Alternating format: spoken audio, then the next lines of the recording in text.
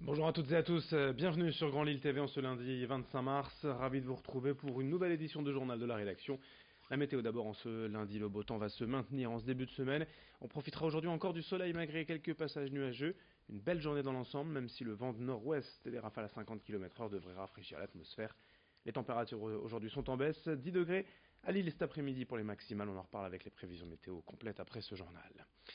À la une, tout d'abord l'ouverture du festival Sérimania ce week-end à Lille, la seconde édition de l'événement, entièrement dédié aux séries télé, devenu un vrai phénomène culturel depuis 15 ans à travers le monde.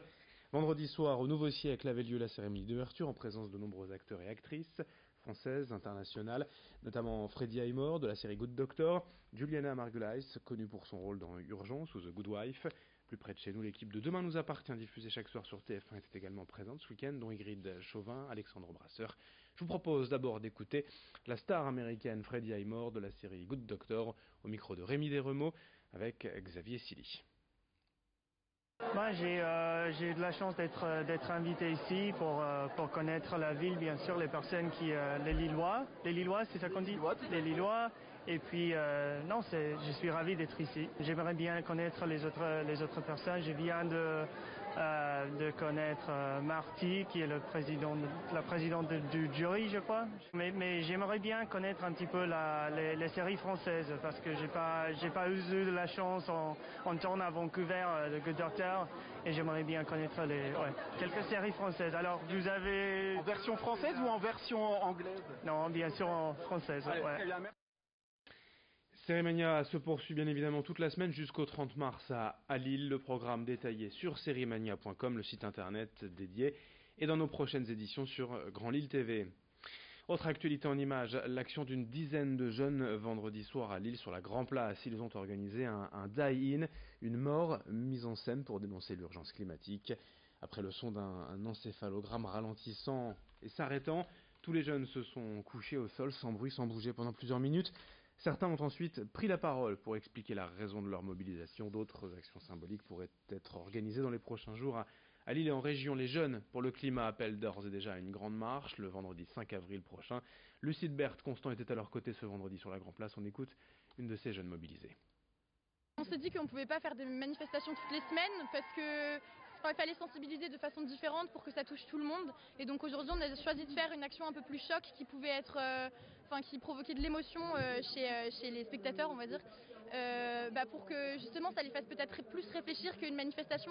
Une manifestation, on voit qu'il y a beaucoup de monde qui est sensibilisé à la cause, mais là on voit réellement, concrètement, au travers d'un discours qui montre des chiffres, qui montre des situations réelles, on voit l'impact que ça a dans nos vies. Donc je pense que ça peut pour certaines personnes faire écho et ils vont se rendre compte que l'écologie c'est pas juste quelque chose au loin, c'est vraiment quelque chose de concret dans notre vie de tous les jours. On va parler également de transport dans cette édition sur Grand Lille TV puisque la MEL vient d'engager une démarche de révision de son schéma directeur des infrastructures de transport. L'objectif étant de redéfinir les orientations en la matière à l'horizon 2035. L'ambition surtout est d'attirer de plus en plus de populations vers les transports en commun au détriment de la voiture. Les dernières études montrent que la part de la voiture continue de progresser dans nos habitudes de déplacement et ce, malgré les embouteillages, malgré la pollution. Le vélo non plus ne parvient pas à convaincre réellement les habitants de l'agglomération. Sa part n'augmente pas tant que ça. La MEL promet donc de rendre les transports plus agréables, plus faciles à utiliser d'ici 15 ans. Explication au micro de Rémi Desremeaux. Donc notre souci, c'est plus un ensemble de mesures qui ont à la fois un objectif social et écologique et qui permettent une mobilité plus désirable, comme on dit, c'est-à-dire prendre des transports plus agréables, moins coûteux et moins longs pour pouvoir se rendre par exemple à son travail ou pour tout simplement prendre un moment agréable avec ses enfants pour aller dans telle ou telle ville où on souhaite aller. Donc non, il n'y a pas une priorité qui est donnée à un mode de transport. On essaye effectivement d'avoir un faisceau de propositions, par exemple pour empêcher des entrées trop importantes dans la ville de Lille, comment faire des parkings relais plus en hauteur et plus nombreux et plus développés que ceux que j'avais mis en place d'ailleurs quand j'étais présidente de la MEL et qui soient reliés à des transports en commun. Dans ce journal, et également, sachez que vendredi à Lille, Gérard Larcher, le président du Sénat, et Richard Ferrand, président de l'Assemblée nationale, avaient rendez-vous pour une conférence à Sciences Po sur les avantages du bicamérisme, un système politique à deux chambres comme c'est le cas en France. Mais Richard Ferrand a finalement annulé sa venue à la dernière minute à cause de tensions depuis quelques jours entre le gouvernement et le Sénat dans l'affaire Benalla. Gérard Larcher était donc seul pour parler aux étudiants, défendre aussi le Sénat. Une institution souvent décriée, présentée comme vieillissante, conservatrice, voire inutile et au coût de fonctionnement trop élevé. On écoute donc Gérard Larcher, le président du Sénat, au micro de Vincent Vieillard. Je suis à Lille, une des élues de ce département, Madame Létard, a été rapporteure.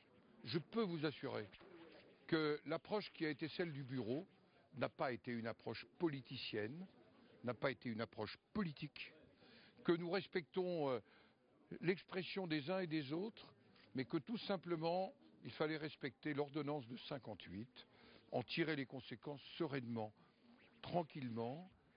Il appartient à l'autorité de justice, nous ne sommes ni les juges, ni la commission des lois. Nous faisons confiance à l'autorité de justice et je pense que les choses seront examinées par elle. On termine ce journal par la question de la sécurité intérieure. La semaine dernière dans la région, à l'occasion d'un grand exercice de simulation près de Denain, à Noyelles-sous-Celle, réunissant les équipes de gendarmerie et le GIGN, les pompiers du Nord, le SAMU, les services de déminage. Cet exercice s'était réalisé conjointement à l'échelle européenne avec les forces de l'ordre de Pologne, Slovaquie, République tchèque et Belgique. Diverses situations et attaques ont été testées toute la semaine pour finir vendredi par une attaque terroriste nucléaire et chimique. Explication au micro d'Idil Gunay.